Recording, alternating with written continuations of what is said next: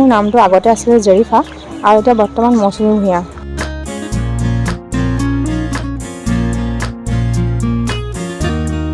মই মৌচুমী ভূঞালৈ ৰূপান্তৰিত হ'লোঁ এতিয়া।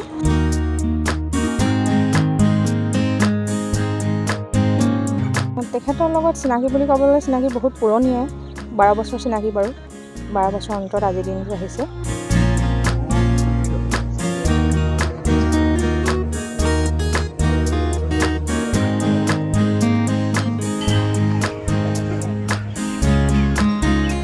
মোৰ নাম দেৱজ্যোতি ভূঞা। মই কমাৰ শদিয়াৰ আপোনাৰ দেৱেন ভূঞাৰ সৰু পুত্ৰ আৰু মোৰ ইয়াত ধৰ্মপত্নী। প্ৰথম তেওঁ নিজৰ আপোনাৰ ধৰ্ম সলনি কৰি, জাতি সলনি কৰি সম্পূৰ্ণৰূপে সনাতন ধৰ্ম গ্ৰহণ কৰি মোৰ লগত আজি বিবাহ পাশত আবদ্ধ হৈছে। তেওঁৰ নাম আগতে আছিলে আপোনাৰ জেৰিফা, এতিয়া বৰ্তমান তেওঁ আমাৰ সনাতন ধৰ্মৰ মতে মৌচুমী ভূঞা নাম গ্ৰহণ কৰিছে। মোৰ নামটো আগতে আছিল জেৰিফা আৰু এতিয়া বৰ্তমান মৌচুমী ভূঞা।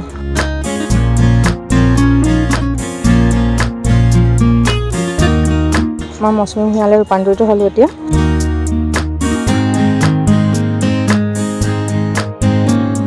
তেখেতৰ লগত চিনাকি বুলি ক'বলৈ চিনাকি বহুত পুৰণিয়ে, 12 বছৰ চিনাকি বাৰু।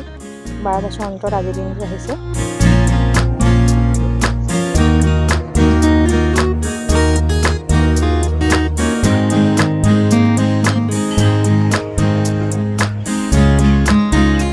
মোৰ নাম দেৱজ্যোতি ভূঞা। মই কমাৰ শদিয়াৰ আপোনাৰ দেৱেন ভূঞাৰ সৰু পুত্ৰ আৰু মোৰ ইয়াত ধৰ্মপত্নী। প্ৰথম তেওঁ নিজৰ আপোনাৰ ধৰ্ম সলনি কৰি, জাতি সলনি কৰি সম্পূৰ্ণৰূপে সনাতন ধৰ্ম গ্ৰহণ কৰি মোৰ লগত আজি বিবাহ পাশত আবদ্ধ হৈছে।